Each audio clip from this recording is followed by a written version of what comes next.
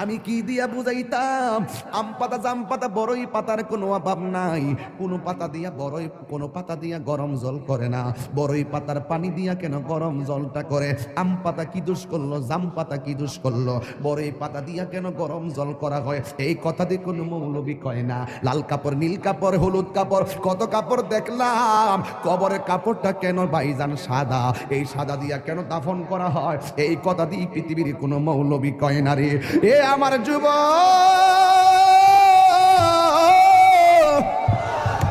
কি দিয়া বুঝাবো কবরটা কেমন ডেঞ্জারাস? কি দিয়া বুঝাবো মরণটা কত কঠিন? কি দিয়া বুঝাবো তাহিরের একটা দিন চলে যাওয়া মানে হলো আমার জীবন থেকে চিরদিনের জন্য দিনটা চলে গেছে। কোটি টাকা দিয়েও এই ঘন্টার সময়টা আনতে পারতাম না। এখন আমি শ্বাস ফালাইতাছি, 1 টাকা বিল দেওয়া লাগে না। নদীর পারে হাওয়া খাই, বিল দেওয়া লাগে না। পল্লী বিদ্যুতের ফ্যান বাতাস খাইলে বিল দেওয়া লাগে। আইসিইউতে ঢুকে গেলে দিনে 50,000 টাকা গোনা লাগে। আমার আল্লাহ যে কত নিয়ামতের বাতাস আমরারে ঢুকাইতাছে, বাইরে কইরাইতাছে, 1 টাকা বিল নেই না। আল্লাহ কয় বিল লাগতো না, শুধুমাত্র তোরা 5 বার আইসা কপালটারে মাটির মধ্যে লাগাইয়া দিবি। সুবহান রাব্বিয়াল আলা বলবি। দুনিয়ার মালিকের ডিউটি 20 দিন না করলে 20 দিনের বেতন কাটা। আর আমার আল্লাহ তোরে হাজিরা দিছে দৈনিক 5 বার। 1 মাসও হাজিরা দেও না, 2 মাসও দেও না, মাঝে মাঝে সিটারি হাজিরা দাও। কিন্তু আমার আল্লাহ ইচ্ছা করলে তোমার গলার মধ্যে কাটা লাগাইয়া আমার আল্লাহ রিজিকটারে বন্ধ কইরা দিতে পারে। এরপরও আমার আল্লাহ রিজিক বন্ধ করো না কেন জানো নি? কারণ হলো আমার আল্লাহ কয় আমি আল্লাহ তোরে মায়া কইরা বানাইছি, মায়া লাগে। আপনি আল্লাহরে বলবেন আল্লাহ, আল্লাহ গো, আল্লাহ গো। এই দুনিয়ায় বিপদে পড়লে কত মানুষ তোরে সহযোগিতা করে, কিন্তু হাসরের ময়দানে কেউ কাউকে চাইবে না। আমার আল্লাহ জবানটারে বন্ধ করে আল্লাহ বই হাতের সাক্ষী হাত দিবে, পায়ের সাক্ষী পা দিবে। কিছু কিছু মানুষ আমল নামা নেওয়ার জন্য পাগল হয়ে যাবে। আল্লাহ এই আযাব আর সহ্য হয় না, তাড়াতাড়ি ওই তো জান্নাত দাও নাইলে জাহান্নাম দাও, তাড়াতাড়ি আমরা আমল নামা দাও। আল্লাহ বলে ও ফেরেশতা এ যখন তাড়াতাড়ি করে তার হাতটারে পেটের ভিতরে ঢুকাই দে। এবার বাম হাতটার পেটের ভিতরে ঢুকাইয়া এই হাতটারে পিছন দিক দিয়ে বাইর করবে। ওই বান্দা বলবে আল্লাহ তোমার কাছে আমল নামা চাইছি, তুমি কেন হাতটার পেটের ভিতরে এত কষ্ট করে ঢুকাইয়া দিলা? আমার তো নারী বুড়ি ছিঁড়া গেছে, এই হাতটারে পিছন দিক দিয়ে বাইর করলা। আল্লাহ বলবে তুই না আমল নামা চাইছস, তাহলে পিছন দিক দিয়ে তাকায়া দেখ। এবার ডাক দিয়ে বলবে আল্লাহ আমি তো তাকাইতাম পারি না, পিছনে কি দিছো আমি তো দেখি না। আল্লাহ বলবে ও ফেরেশতারা ও আমল নামা দেখতে চায়, কাঠটারে ভাঙ্গা দে। এবার গাঠটা ভাঙ্গা পিছন দিক দিয়ে ফিরাইয়া দিব, তাকায়া দেখবো তার হাতের মধ্যে জাহান্নামের টিকিট। হায় রে, অনেক মানুষ আল্লাহর কাছে হাসরের মাঠে পানি চাইব। আল্লাহরে কইব আল্লাহ পানি পান করমু, পানি। আল্লাহ বলবে নাফরমানদের জন্য জাহান্নামের নিচ থেকে পুষ তুল, পুষ তুইলা দে পানি পান করার জন্য।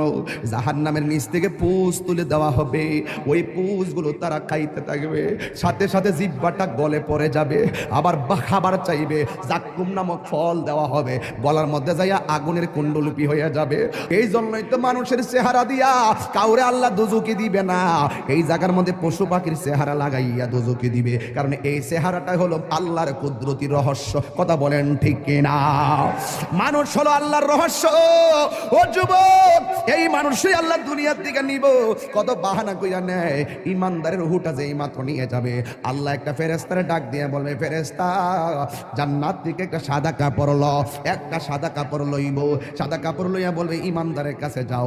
রূহটা আজরাইলে বের করার সাথে সাথে ওই রূহটারে তুমি কাফন দিয়ে বাইন্ডিং কইরা ফেলাইবা। ও যুবক, এমন ভাবে রূহটারে বাইন্ডিং করব, এমন ভাবে বাইন্ডিং কইরা আসমান দিকে উড়াইয়া লইয়া যাইব, দেখতেই তো বড় ভয় লাগে। এমন ভাবে বুঝি তাহিরিরে বাইন্ডিং করব, এমন ভাবে বুঝি আপনারে বাইন্ডিং করব, দেখলই তো কেমন জানে লাগে, দেখলই তো কেমন জানে লাগে। এইভাবে বুঝি আমারে বাইন্ডিং করব। আল্লাহ বলে আজরাইল হো আজরাইল রুহুটালো আবার কো জান্নাতের ফেরেশতা আমার ইমানদারের রুহুটারে জান্নাতের সাদা কাপড় দিয়া বাইন্ডিং কইরা ফেলাইবি। এবার ফেরেশতা এসে বাইন্ডিং করে কইরা আসমানের দিকে একটা উড়াল মারে। এবার আসমানে যায়, প্রথম আকাশের ফেরেশতা কই ও ফেরেশতা যাওয়ার সময় দেখছি তোমার কোনো গ্রান নাই, কিন্তু এখন কোথায় থেকে খুশবু আসতেছে? কই এটা হইলো কথার কথা বলতেছে আর কি, যদি বাড়ি উড়ার ইমানদার হয় এমনে বলবে এটা হইলো বাড়ি উড়ার ইমানদারের রুহু লইয়া যাইতাছি। সাথে সাথে প্রথম আকাশের ফেরেশতা এই রুহুটারে সালাম দিব। এবার দ্বিতীয় আসমানে গেলে সালাম দিব, তৃতীয় আকাশে গেলেও সালাম দিব, চতুর্থ আকাশে গেলেও সালাম দিব, পঞ্চম আকাশে গেলেও সালাম দিব, ষষ্ঠ আকাশে গেলেও সালাম দিব, সপ্তম আকাশে গেলেও সালাম দিব রে বাবা। এবার যাওয়ার পরে আমার আল্লাহ ডাক দিয়া কয় ও ফেরেশতা আর সামনে নিস না, আমি আল্লাহ ইমানদারের জন্য একটা বাড়ি বানাইছি। আর সামনে নিস না গো, আমি আল্লাহ একটা বাড়ি বানাইছি। ওই বাড়িটার নাম কি? বাড়ির নাম হলো কোরআনের ভাষায় হলো ইল্লিন। এই রুহুটারে ইল্লিনে রাখিয়া দে। আর এই দিক দিয়া বাড়ি উড়ার এই আমার বাবার বডিটারে বাইন্ডিং করবার লাইগা বাড়ি উড়ার দোকান থেকে সাদা কাপড় আইনা বডিটারে বাইন্ডিং করলো। মানুষ আইব রে এক নজর দকিতে মানুষ আইব রে। বিষয়টা দিছেন খুব কঠিন। মানুষ আইব রে এক নজর দেখিতে মানুষ আইব রে। দেহ কাচার অচিন পাখি, দেহ কাচার অচিন পাখি উইরা যেদিন যাইব রে এক নজর দেখিতে মানুষ আইব রে। জিহাদ HD media, the Islamic content creator. আমার যুবক ভাইরা, আমার মুরব্বী বাবাজিরা, আমি দেখতেছি অনেকে নগদ 1000 টাকা দিতেছে, অনেকে 500 টাকা দিতেছে, 100 টাকা দিতেছে, অনেকে 10 টাকা দিতেছে। আল্লাহ এই মাহফিলে হাজার হাজার মানুষ যারা এই মাদ্রাসার জন্য টাকা দিয়ে দিতেছে, টাকা দেওয়ার প্রতিযোগিতায় মাঠে নেমে গেছে। আল্লাহ মেহেরবানি করে তুমি সবার দান গুলাকে তোমার দরবারে কবুল আর মঞ্জুর করে নাও। জোরে জোরে বলো না আমিন। আমার যুবক ভাইরা, এরপরে যদি কেউ দিলটা নরম করে মাহফিলের জন্য মাঝে মাঝে 10,000 5,000 টাকা দিতে চান, আমার একটু মেহেরবানি করে বলবেন, আমি ওয়াজের মাঝখানে সবাই নিয়ে আপনার জন্য দোয়া করে দিয়ে যাব। মা বোনদেরকে বলবো, মা এই মাদ্রাসার জন্য 1,000 টাকা হলো আপনি দিয়া দেন। আপনার 1,000 টাকা নিয়ে আমরা গর্ব কইরা মাঠে যাইয়া মার্কেটে যাইয়া 2 বস্তা সিমেন্ট আইনা মাদ্রাসার কাজে লাগাইতে পারবো। একদিন আপনি থাকবেন না, এই টাকাগুলা একদিন মিজানের পাল্লাই কথা বলবে। এই দুনিয়ায় চিরদিন আমরা থাকবো না গো। ব্যাংকের মধ্যে টাকা আছে, এই টাকা দিতে চান না, ব্যবসার টাকা আছে দিতে চান না, কিন্তু একটা কথা মনে রাখবেন, মরণের কালে গেলে আপনার কবরের পা যাওয়ার আগে আগে মরণ আপনার সামনে আসবে। আপনার পাশে আপনার সন্তান বসে থাকবে, আপনার পাশে আপনার আপনজন বসে থাকবে, কিন্তু আপনার মরণের কষ্টের ভাগ আপনার সন্তান নিবে না। আপনার কবরে যদি আযাব হইব, এই কবরের আযাবের ভাগ আপনার সন্তান নিবে না, কিন্তু আপনার সন্তান ঠিকই আপনার ব্যাংকের টাকার ভাগ নেওয়ার জন্য কামরা কামড়ি শুরু করবে। আপনার সন্তান জমিনের ভাগ নেওয়ার জন্য পাগল হয়ে যাবে, কিন্তু আপনার কবরের ভাগ আপনার সন্তান নিবে না।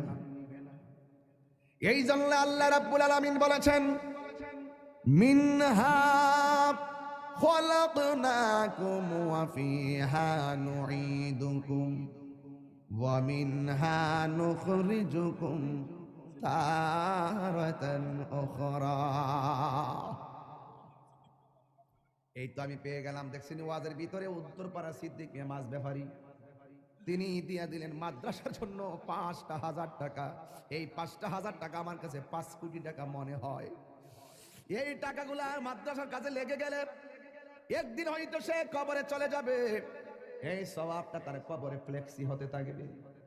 আল্লাহ আপনি তার দানটাকে কবুল আর মঞ্জুর করে নেন। সবাই জবানটা খুলে বলুন আমিন। আল্লাহ বলছেন এই মাটি থেকেই তোমাকে সৃষ্টি করা হয়েছে, এই মাটিতেই তোমাকে দাফন করা হবে, এই মাটি থেকেই তুমি একদিন হাসরের ময়দানে উঠবে।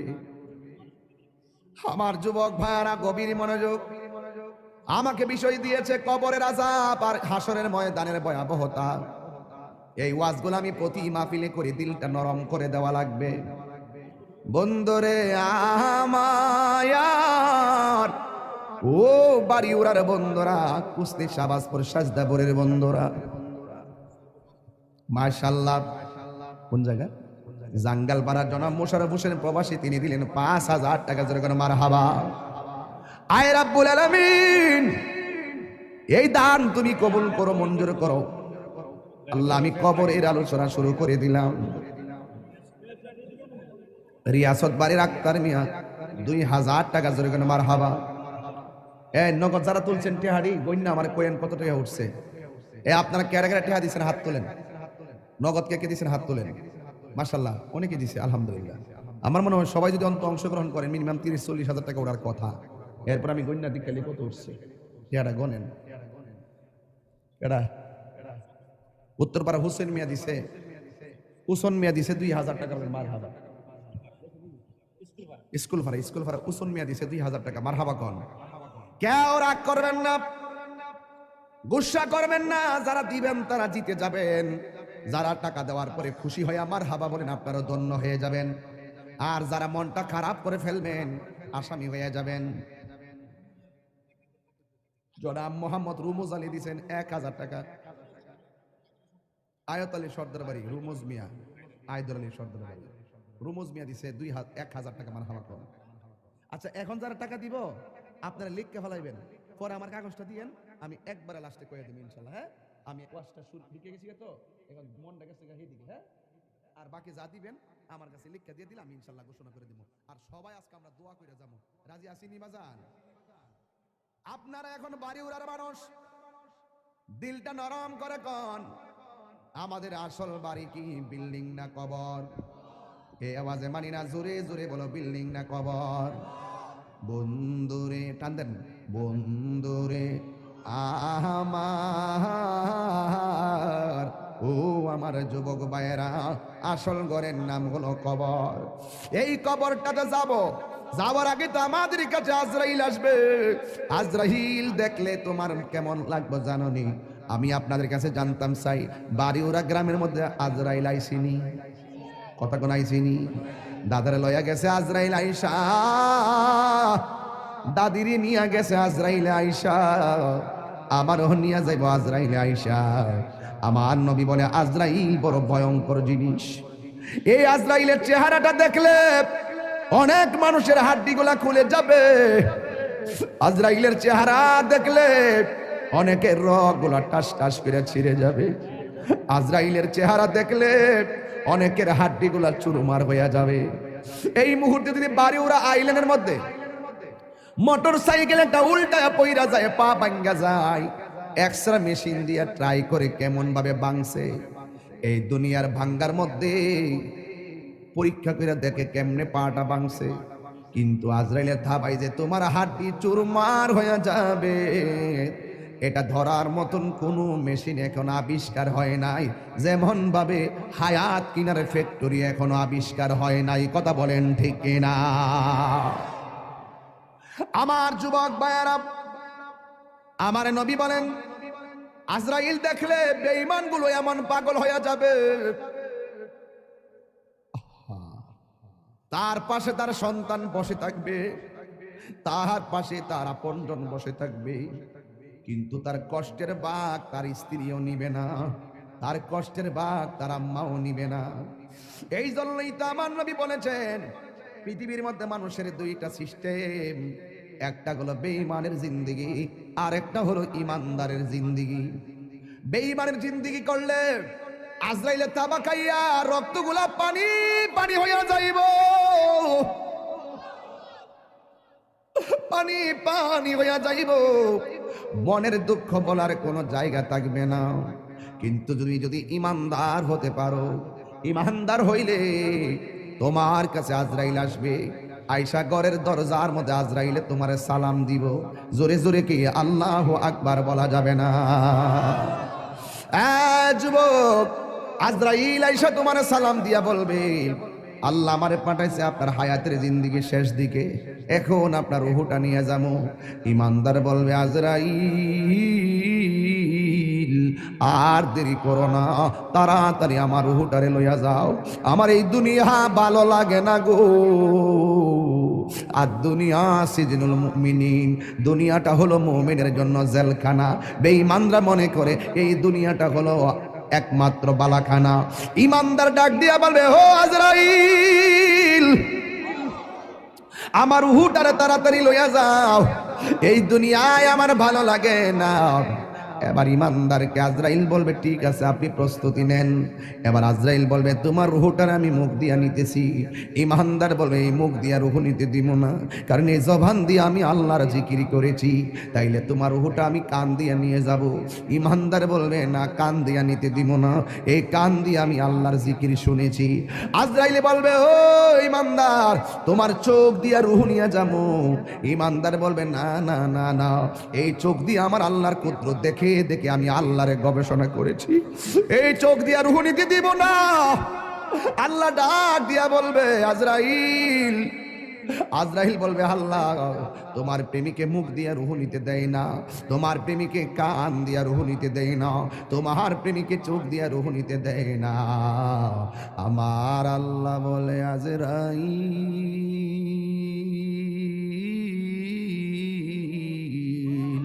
ও আজরাইল, আমার বন্ধুর রুহটা যদি নিবা, আমার ইমানদার বান্দার রুহ যদি নিবা, তাইলে তোমার হাতের তালুর মধ্যে আমি আল্লাহর নামটা লেখো, আমি আল্লাহর নামটা লেখো, হাতের মধ্যে আল্লাহর নামটা লিখবো।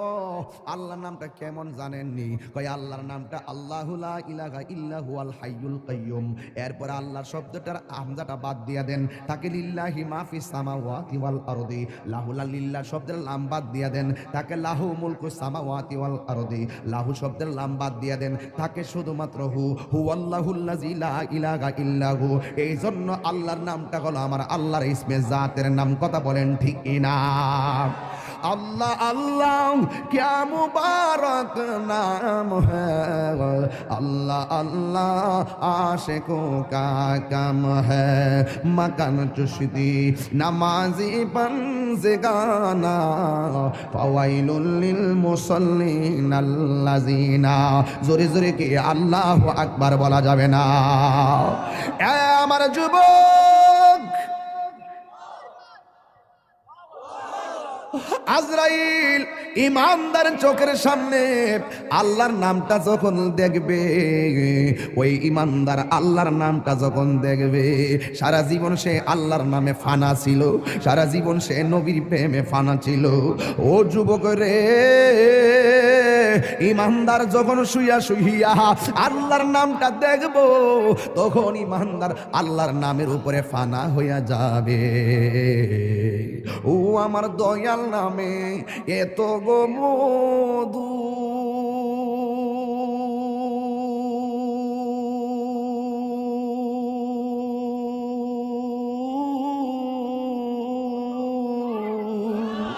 ভোরে আমরা রে কয়রাছে এ জাদু গো, ওরে দেখা দিয়া কুলে নিয়া, দেখা দিয়া কুলে নিয়া, নিবা মনের বেদনা, আমার মন হইয়াছে রে দেওয়ানা, আমার দয়াল নামে, দয়াল নামে এত মধু, খাইলে মধু ফুরায় না, আমার মন গয়াসের দেওয়া, আরে তোমারে পাইবার আসি,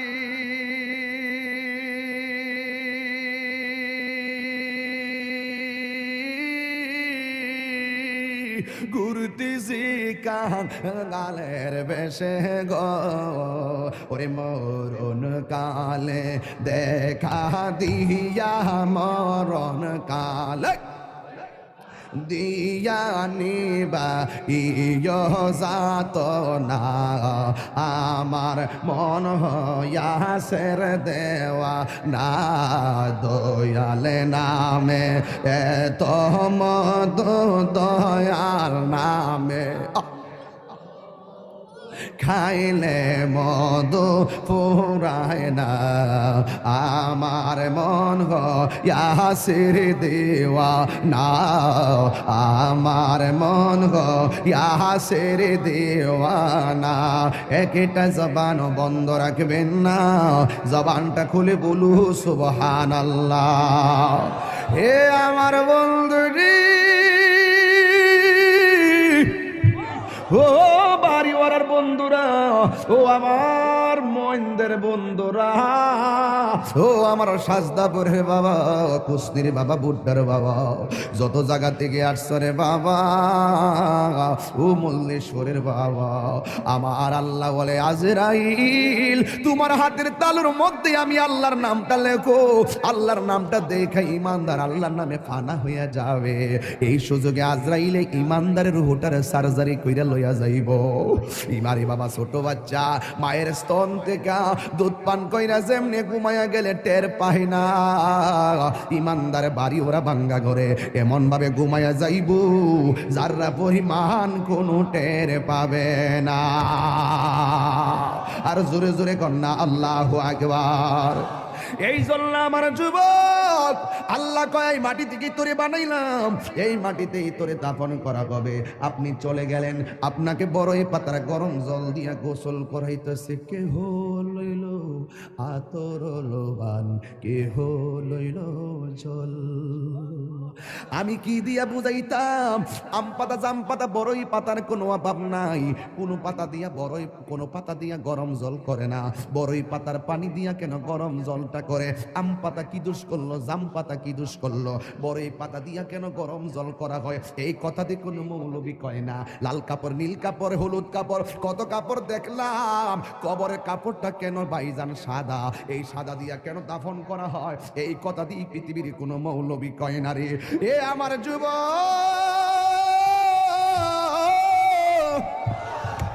কি দিয়ে বুঝাবো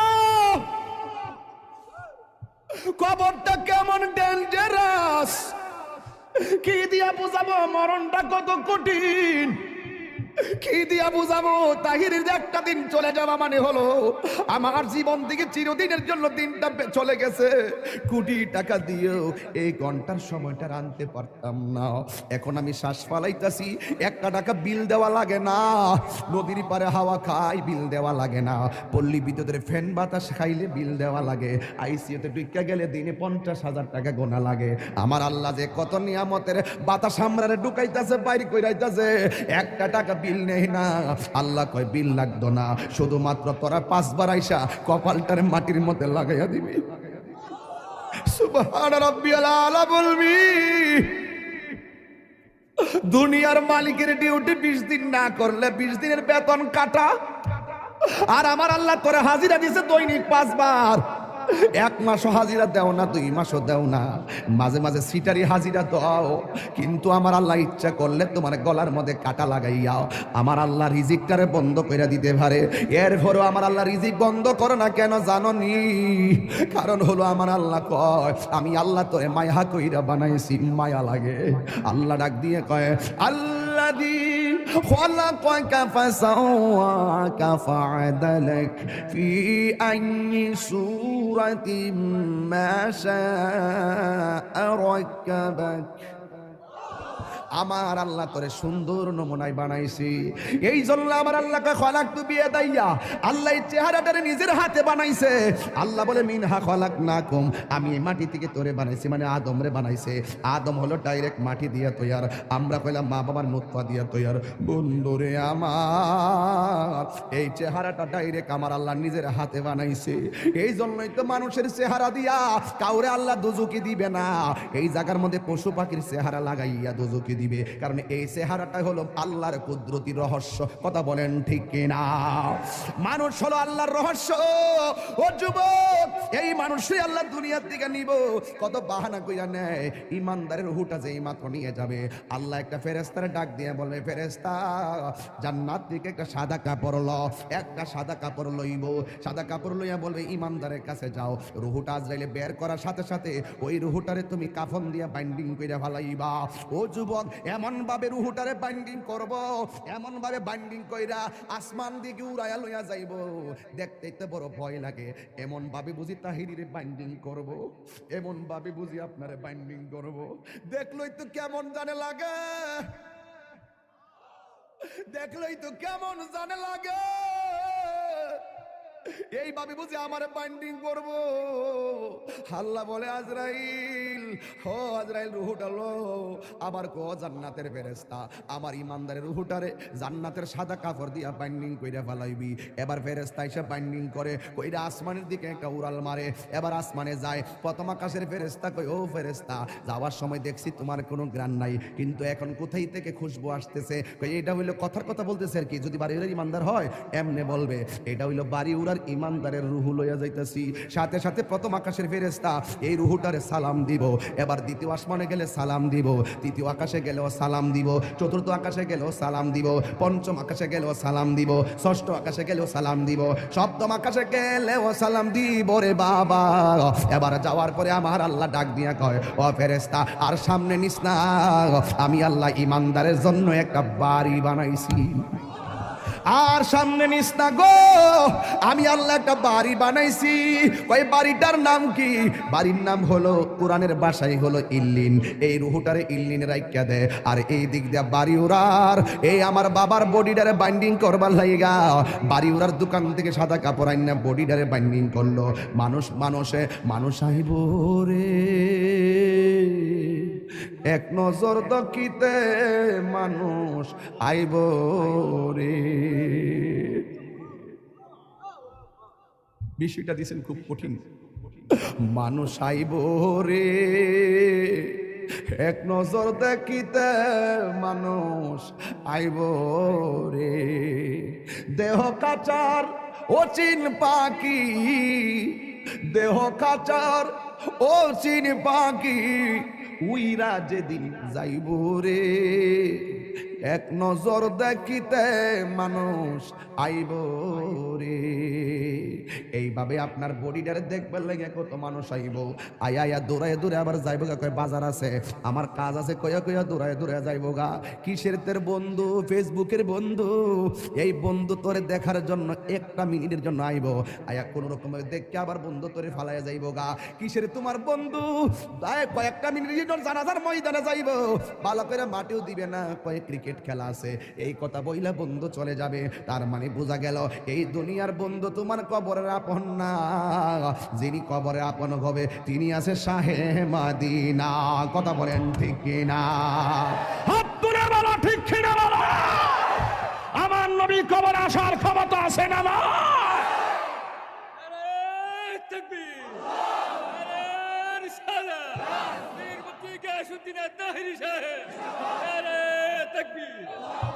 আল্লাহু আকবার বলেন।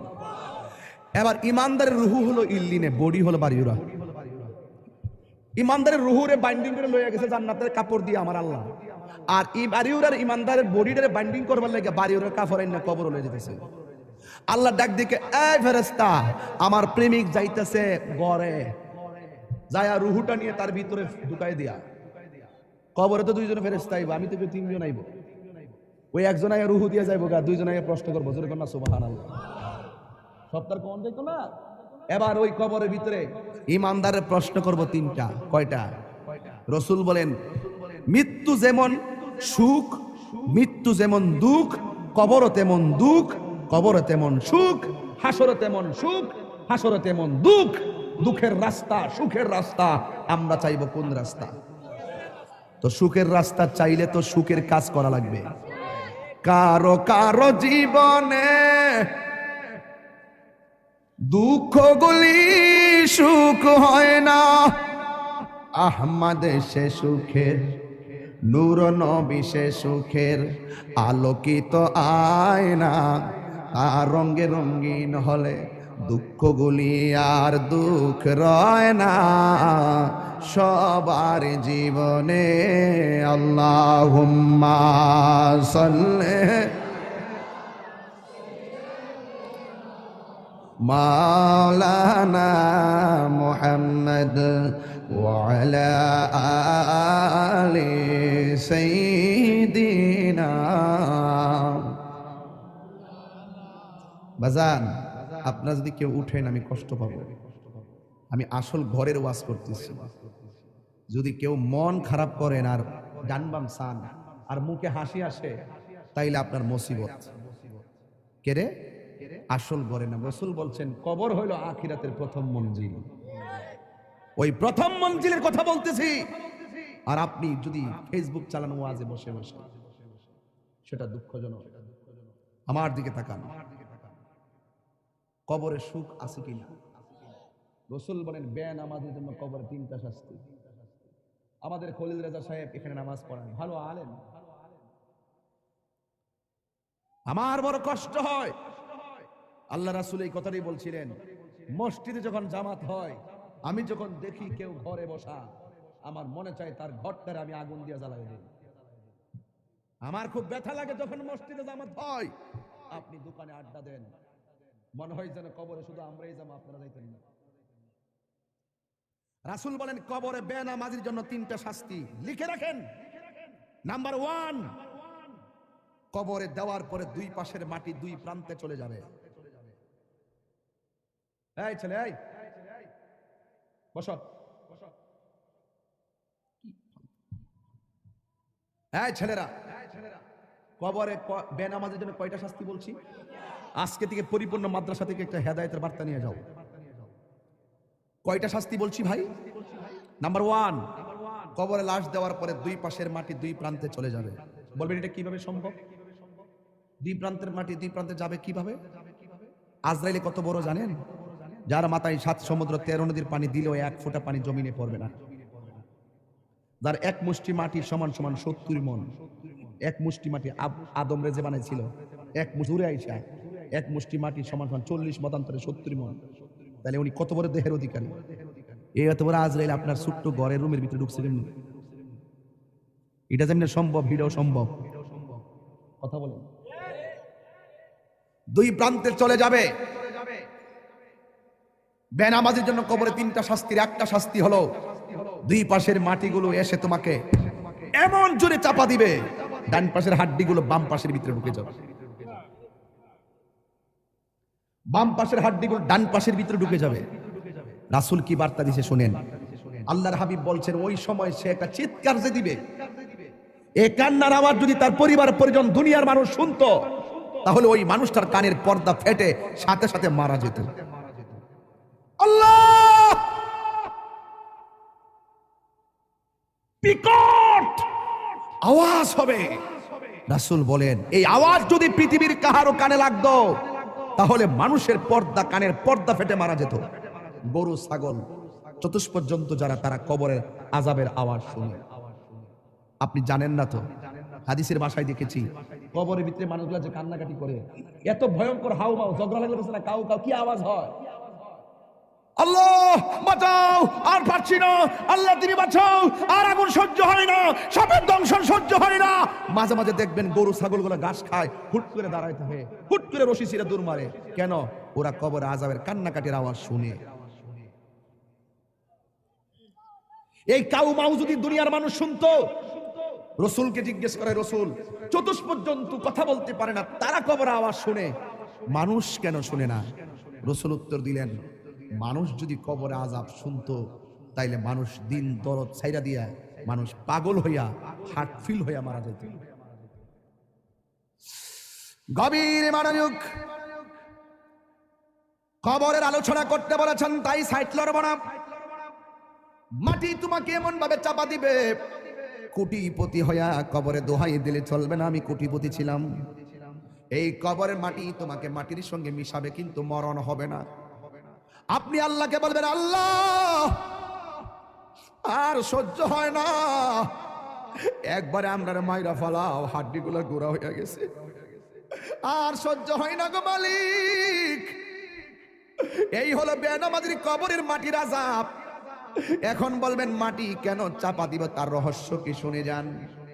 এই মাটির উপরে চইল আল্লাহ কয় মিনহা খলাকনাকুম, এই মাটি দিয়ে তোমাকে সৃজন করা হয়েছে, ওয়া ফিহা নুঈদুকুম, এই মাটিতেই তোমাকে দাফন করা হবে।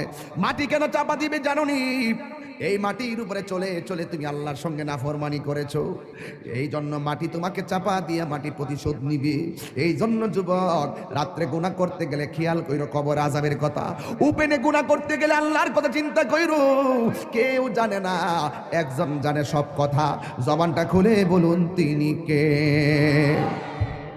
বেনামাজির জন্য প্রথম শাস্তি হলো কবরের মাটির চাপ। এখন বলবেন হুজুর 2 নম্বর শাস্তি কি? 2 নম্বর শাস্তি হলো কবরে দেওয়ার পরে জাহান্নামের আগুনের একটা উত্তাপ দেওয়া হবে। এই উত্তাপটা দুনিয়ার আগুনের 70 গুণ বেশি তাপ হবে। আল্লাহরে বলবো, আল্লাহ আর সহ্য হয় না, বাঁচাও। কিন্তু ওই জায়গার মধ্যে আগুন নিভাইবার কোনো ফায়ার সার্ভিস নাই। এই মুহূর্তে তাহিরের উপরে যদি আক্রমণ আসে, কিছু লোক হলেও আপনারা আমার পক্ষে কথা বলবেন। খলিল সাহেবের উপরে আক্রমণ আসলে কিছু লোক হলেও আপনারা কথা বলবেন। বাড়ি ওরা যদি একটা বংশের নাম কোনচান দিয়ে চেয়ারম্যান সাহেব, চেয়ারম্যান সাহেবের বাড়িতে যদি আগুন লাগে, বা আমার বাড়িতে আগুন লাগলে পাশের বাড়ির মানুষকে আগুন নিভাতে যাবে না ভাই? যাবে না? যাবে না? আমার বাড়িতে আগুন লাগলে পাশের বাড়ির মানুষ আগুন নিভাতে যাবে, কিন্তু ঘরের পাশে কবরে আগুন দাউ দাউ করে জ্বলতেছে, আগুন নিভাইবার কোনো ব্যবস্থা আসেনি রে বাবা। এই জন্য বেনামাজির কবরে আগুন ধরে দিবে, অবস্থা ভয়াবহ হবে। 3 নম্বর বেনামাজির কবরে 3 নম্বর শাস্তি হলো, বেনামাজির কবরে একটা সাপ ঢুকবে, যেই সাপের দাঁতগুলো হবে 70 গজ লম্বা, চোখগুলো হবে দুনিয়ার আগুনের চাইতে 70 গুণ লাল। ওই সাপটার মাথায় থাকবে মহিলাদের চুলের গুছার মতন চুল। ওই সাপের গায়ের মধ্যে দুর্গন্ধ থাকবে। আমরা একটা সাপের দুর্গন্ধ সহ্য করতে পারি না, নাকে ধরে যাই, লাশের গন্ধ সহ্য করতে পারি না। কিন্তু ওই সাপের গায়ের মধ্যে এমন দুর্গন্ধ থাকবে গো, এই সাপের দুর্গন্ধ যদি কাহারো নাকের মধ্যে লাগতো, ওই মানুষটা কলেরা হইয়া সাথে সাথে মারা যাইত। এমন দুর্গন্ধ সাপ কবরে ঢুকাইয়া দেওয়া হবে। ও তাহিরি হুজুর, এই সাপটা কতটুকু লম্বা? বুখারী শরীফের হাদিস খুললা দেখেন, এই সাপের দৈর্ঘ্য হলো 450 কিলোমিটার লম্বা।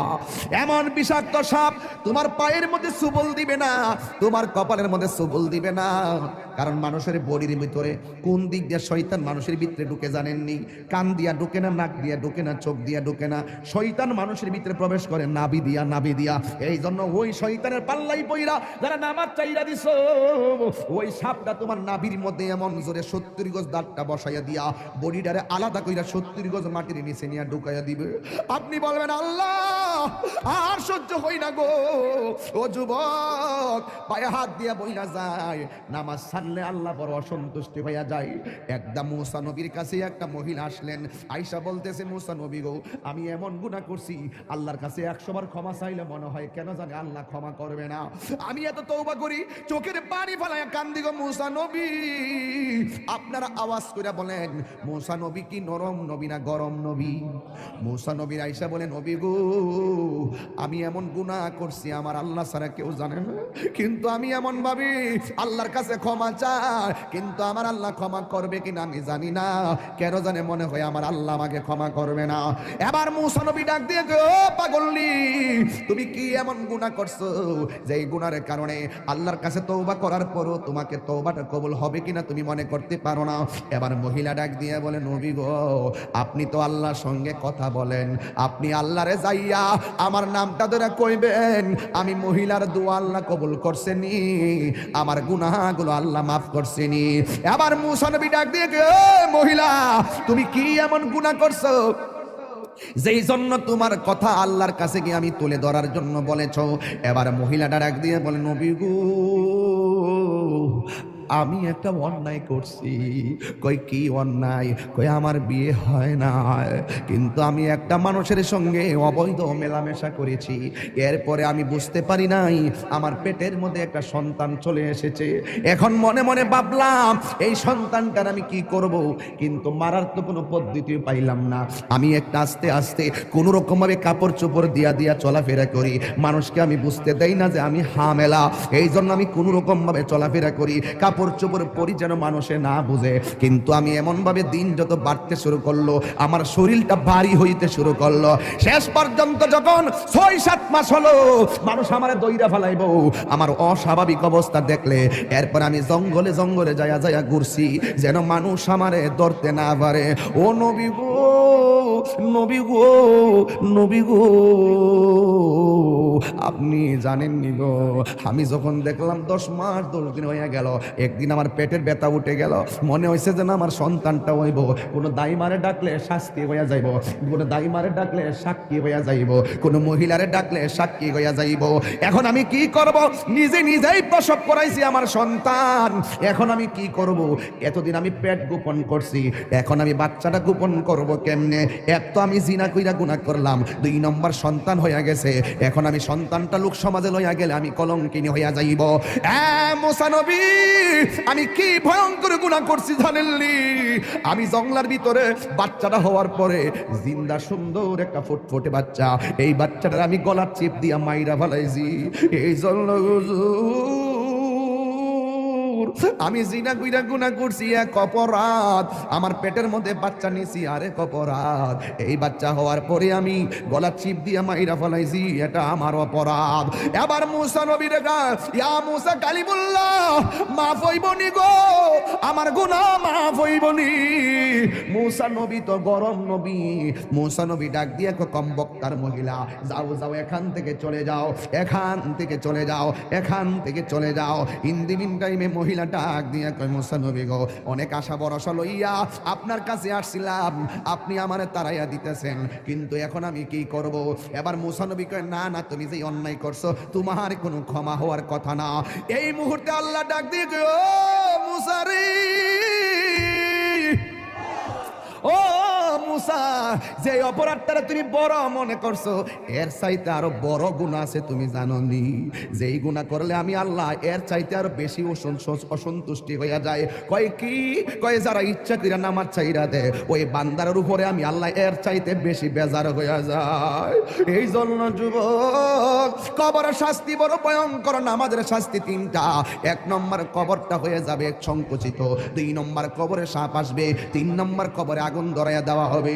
যদি তুমি ইমানদার হইতে পারো, তাইলে তোমার কবরের মধ্যে আবার 3টা শান্তি। 1 নম্বর হইল তোমার কবরের ভিতরে আমার আল্লাহ জান্নাতের বিছানাটা পাঠাইয়া দিবে। 2 নম্বর হলো এই কবরে শোয়ার পরে ডান দিকে তুমি তাকাইলে একটা নূরের বাতি দেখতে পারবা। তুমি জিজ্ঞেস করবা, ও নূরের বাতি, তুমি কোথায় থেকে আমার কবরে আলো দাও? কই, আমারে চিনো না, আমি হইলাম দুনিয়ার তোমার 5 ওয়াক্ত নামাজ আর নেক আমল। এবার ইমানদার বাম পাশে তাকাবে, তাকাইয়া দেখবে আর একটা নূরের বাতি দেখা যায়। ইমানদার বলে, তুমি কে গো? কই, আমারে চিনো না, আমি হইলাম সেই আলো, আমার আল্লাহ আমারে পাঠাইছে। আমি সূর্যের আলো না, আমি চাঁদের কোনো আলো না। তুমি যে দুনিয়ায় কোরআন তেলাওয়াত করেছো, তোমার কোরআন তেলাওয়াতটা আমি আল্লাহ রাব্বুল আলামিন, আমি তেলাওয়াতটাকে আমার আল্লাহ তোমার কবরের ভিতরে আলো বানায়া পাঠাইছে, তোমার কবরের অন্ধকার দূর করে দেওয়ার জন্য। জোরে জোরে কি আল্লাহু আকবার বলা যাবে না? তার মানে প্রমাণ হয়ে গেল, মৃত্যু যেমন দুঃখ আছে, মৃত্যু যেমন সুখ আছে, কবরও তেমন সুখ আছে, কবরও তোমার দুঃখ আছে। এই কবর থেকে তুমি একটা ময়দানে উঠবা, ওই ময়দানটার নাম হলো হাসরের ময়দান। জোরে জোরে কি আল্লাহু আকবার বলা যাবে না? ওই ময়দানে তুমি এমনি উঠবা না, উলঙ্গ অবস্থায় উঠতে হবে। আয়েশা সিদ্দিকা ডাক দিয়ে কয়, ইয়া রাসূলুল্লাহ, একটা আওয়াজ দিবেন, যে আওয়াজটা মাহফিল আজকে হয় নাই। ইয়া রাসূলুল্লাহ, নবী গো, ইয়া রাসূলুল্লাহ, আপনি যে বললেন এই কবরস্থান থেকে কবর থেকে মানুষে হাসরের ময়দানে উলঙ্গ অবস্থায় উঠবে, একজনে লজ্জাস্থান তো আর একজনে দেখা ফালাইব। ইয়া রাসূলুল্লাহ নবী, একজনে লজ্জাস্থান তো আরেকজন দেখা ফালাইব। আমার নবী বলে আয়েশা, ও আয়েশা রে, একজন আরেকজনের লজ্জাস্থান দেখবো তো দূরের কথা, কবর থেকে ওঠার সময় গাছটা ভাঙ্গা হাসরের ময়দানে উঠবো, হাত বিঘাত উপরে সূর্য থাকবো, কেউ কাহার দিকে তাকাইতে পারবে না। বন্ধুরে আমার, ও বাড়ি উড়ার বাবারা, ওই হাসরের ময়দানে আমার নবী বলেন এই পৃথিবীতে একজন পয়গম্বর এই হাসরের ময়দানে সর্বপ্রথম জান্নাতি কাপড় পরে উঠবে, ওই তিনির নাম হলো রাহমাতাল লিল আলামিন। আর জোরে জোরে কন্যা আল্লাহু আকবার। এই জন্য যুবক ভাইয়েরা আমার, আল্লাহ রাব্বুল আলামিন কুরআনুল কারীমের মধ্যে সুন্দর করে ইরশাদ করেছেন, কুল্লু মান আলাইহা ফান, এই পৃথিবী সব ধ্বংস হয়ে যাবে, ওয়াজহু রাব্বিকা যুল জালালি ওয়াল ইকরাম, যিনি ছিলেন তিনি আছেন তিনি থাকবেন, সেই মনিবের নাম আল্লাহ। তিনি হাসরের ময়দানে বলবেন লিমানিল মুলকুল ইয়াউম, আজকে রাজত্ব কার? ওই দিন আমার আল্লাহ রাজত্ব প্রকাশ পাবে ভালো কইরাই। ওই দিন আমার আল্লাহ দুইটা রং ধারণ করবে, একটা রং হলো কাহার আর একটা হলো রহিম। কাহার যখন হবে আল্লাহর সামনে আদম নবী কথা বলতে পারবে না, ইব্রাহিম নবী কথা বলতে পারবে না, কিন্তু আমার আল্লাহ কাহার হবে। হাসরের ময়দানে মানুষ আল্লাহর কাছে বড় পেরেশানি দেখাবে, আল্লাহর ডাক দিয়ে বলবে আল্লাহ, ও আল্লাহ, আজকের দিন কোন দিন? কারণ আমার নবী বলেছেন হাসরের ময়দানে কেউ থাকবে গিরা পানিতে, কেউ থাকবে হাঁটু পানিতে, কেউ থাকবে কোমর পানিতে, কেউ থাকবে গিরা পানিতে। এই পানিগুলা কিন্তু মেঘনা নদীর পানি না, এই পানিগুলা হলো নিজের গামের পানি। যার গুনাহ যেমন তার শরীরতে ঘাম ঝরবে তেমন। এই গরম পানি কেমন জানেননি? দুনিয়ার আগুনের চাইতে 70 গুণ গরম থাকবে সেই পানি। ওই পানিতে যখন আপনার পা থাকবে, হাড্ডি থেকে গোশতগুলো আলাদা খুলে গিয়ে আপনি কঙ্কাল হয়ে যাবেন। ওই কঠিন মুসিবতের সময় আপনার হাড্ডির মধ্য থেকে গোশত আলাদা হয়ে যাবে। আপনি আল্লাহরে বলবেন আল্লাহ, আল্লাহ গো, আল্লাহ গো। এই দুনিয়ায় বিপদে পড়লে কত মানুষ তোরে সহযোগিতা করে, কিন্তু হাসরের ময়দানে কেউ কাউকে চাইবে না। আমার আল্লাহ জবানটারে বন্ধ করে আল্লাহ ওই হাতের সাক্ষী হাত দিবে, পায়ের সাক্ষী পা দিবে। কিছু কিছু মানুষ আমল নামা নেওয়ার জন্য পাগল হয়ে যাবে, আল্লাহ এই আযাব আর সহ্য হয় না, তাড়াতাড়ি ওই তো জান্নাত দাও নাইলে জাহান্নাম দাও, তাড়াতাড়ি আমরা আমল নামা দাও। আল্লাহ বলবে ও ফেরেশতা, এ যখন তাড়াতাড়ি করে তারা হাতটারে পেটের ভিতরে ঢুকাই দেয়, এবার বাম হাতটার পেটের ভিতরে ঢুকাইয়া এই হাতটারে পিছন দিক দিয়ে বাইর করবে। ওই বান্দা বলবে আল্লাহ তোমার কাছে আমল নামা চাইছি, তুমি কেন হাতটার পেটের ভিতরে এত কষ্ট করে ঢুকাইয়া দিলা? আমার তো নারী বুড়ি ছিঁড়া গেছে, এই হাতটারে পিছন দিক দিয়ে বাইর করলা। আল্লাহ বলবে তুই না আমল নামা চাইছস, তাহলে পিছন দিক দিয়ে তাকায়া দেখ। এবার ডাক দিয়ে বলবে আল্লাহ আমি তো তাকাইতাম পারি না, পিছনে কি দিছো আমি তো দেখি না। আল্লাহ বলবে ও ফেরেশতারা, ও আমল নামা দেখতে চাই, গাটটারে ভাঙ্গা দে। এবার গাটটা ভাঙ্গা পিছন দিক দিয়ে ফিরাইয়া দিব, তাকায়া দেখবো তার হাতের মধ্যে জাহান্নামের টিকিট। হায় রে, অনেক মানুষ আল্লাহর কাছে হাসরের মাঠে পানি চাইব, আল্লাহরে কইব আল্লাহ পানি পান করমু পানি। আল্লাহ বলবে নাফরমানদের জন্য জাহান্নামের নিচ থেকে পুষ তুল, পুষ তুইলা দে পানি পান করার জন্য। জাহান্নামের নিচ থেকে পুষ তুলে দেওয়া হবে, ওই পুষগুলো তারা খাইতে থাকবে, সাথে সাথে জিহ্বাটা গলে পড়ে যাবে, আবার খাবার চাইবে, জাক্কুম নামক ফল দেওয়া হবে, গলার মধ্যে যাইয়া আগুনের কুণ্ডলিপি হয়ে যাবে। আল্লাহরে ডাক দিয়ে বলবো আল্লাহ তোমারে কইছি একটু পানি দাও, এমন পানি দিলা। আবার কিছু বান্দা বলবে আল্লাহ আমার আরো পানি দাও। আল্লাহ বলবে এই বান্দাগুলারে ওই পানিটা পান করাইয়া দে, যে এই পানি এক ফোঁটা পান করলে জীবনেও আর পানি তৃষ্ণা লাগবে না। এবার তাদেরকে হাউজে কাউসারে পানি পান করানো হবে। ওই বান্দারা বলবে আল্লাহ আমরা তোমার বান্দা, তারাও তোমার বান্দা, আমরা তোমার রব জানি, তারাও তোমার রব জানছে। আল্লাহ আমরা পাইলাম জাহান্নামের পুজোরে পানি, ওরা কেন পাইলো হাউজে কাউসারের পানি? আল্লাহ বলবে ওরা কারা জানোসনি? এরা হইল আমার ওই সমস্ত বান্দা যারা দুনিয়ায় সেহরির টাইমে সেহরি খাইছে, সারাটা দিন গলাটা শুকাইয়া গেছে, এরপরও পানি পান করে নাই। দুপুর বেলা পেটের ক্ষুধা চৌচির হইয়া গেছি, এরপরও পানি পান করে নাই, ভাত খায় না। এরা হলো আমার রোজাদার বান্দা, এরা আমার সন্তুষ্টির জন্য খাবার বিলাইয়া দিছে, এরপরও খাবার খায় নাই। এদেরকে আমি আল্লাহ আউজে কাউসারের পানি পান করাইতেছি। এই জন্য যুবক, আমার হাসরের ময়দানে দুইটা সুখ, দুইটা দিক আছে, একটা হলো সুখের আর একটা হলো দুঃখের। তুমি আমি সবাই হাসরের ময়দানে কাঁদবো। কিছু কিছু ছেলেরা, কিছু কিছু মানুষ তাকাইয়া দেখবে হাসরের ময়দানে কিছু কিছু মানুষের গায়ের মধ্যে আগুনের শিকল লাগানো হবে। নবী ডাক দিয়া বলবে, আল্লাহ এই সমস্ত বান্দাগুলোকে, আল্লাহ বলবে এরা কারা জানেননি? যারা দুনিয়াতে মা বাবার মনে কষ্ট দিয়েছে, এইগুলা হলো সেই সমস্ত বান্দা। ও আমার যুবকের দল, মনে করতেছ মা বাপরে কষ্ট দিয়া বুঝি তোমরা বুঝি কবরে যায় সুখ পাইবা, মা বাপরে দুঃখ দিয়া বুঝি কবরে যায় সুখ পাইবা? না রে না, হাসরের ময়দানে ওই মা বাবার যারা কষ্ট দিব তাদের গায়ের মধ্যে আগুনের শিকল লাগাইয়া দিব। এই লাগাইয়া দেওয়ার কারণে হাড্ডিগুলা মজ্জা পর্যন্ত ঢুকে যাবে। এই জন্য বাড়ি উড়ার বাবা, আমার পূর্বের আলোচক এই দিকে খেয়াল করে কথা বইলা গেছে। এরপর হাসরের ময়দানে চিত্র তুলে ধরলাম, সবার মুখের মধ্যে শুধু নাফসি নাফসি থাকবে, শুধুমাত্র নাফসি নাফসি। আদম নবী বলবে নাফসি নাফসি, ঈসা নবী বলবে নাফসি নাফসি, ইব্রাহিম নবী বলবে নাফসি নাফসি, সব নাফসি নাফসি। যুবক, ওই কঠিন মুসিবতে আল্লাহর ছায়া বিনে কোনো ছায়া থাকবে না। ওই কঠিন মুসিবতে আমার আল্লাহ 7 শ্রেণীর মানুষকে আরশে আজিমের নিচে ছায়া দান করবে। জবানটা খুললা কন্যা, কয় শ্রেণীর লোক? 7 শ্রেণীর মানুষকে আল্লাহ রাব্বুল আলামিন আরশে আজিমের নিচে ছায়া দান করবে। 1 নম্বর হলো যারা ন্যায় বিচারক, 2 নম্বর হলো যৌবনে যার ইবাদত বেশি, 3 নম্বরে মসজিদ নামাজ আর জিকির যার বেশি, 4 নম্বরে যারা আল্লাহর ভয়ে কান্না করে, 5 নম্বরে যারা দান করে, 6 নম্বরে যারা আল্লাহর জন্যই কাউরে ভালোবাসে, 7 নম্বরে হলো তাদের সামনে গুনাহ আসছে কিন্তু আল্লাহর ডরে তারা গুনাহ করে নাই। যেমন তোমার আমি একটা বাবা ট্যাবলেট দিলাম, তুমি বলবা হুজুর আমি খাইতাম না, এটা খাইলে আমার আল্লাহ আমার আমলনামায় গুনাহ লিখবে। তোমাকে আমি বললাম এই মেয়েটার তুমি ভোগ করো, তুমি বললা না হুজুর সুযোগ আছে, এরপর আমি ভোগ করব না। কেন? আমার আল্লাহ আমারে গুনাহ দিব।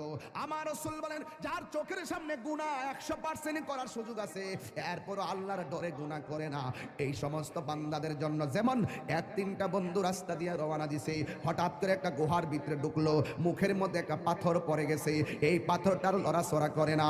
এবার বন্ধু 3জন ভিতরে আটকা পড়ে গেছে, এই পাথরটা সরাইতেও পারে না।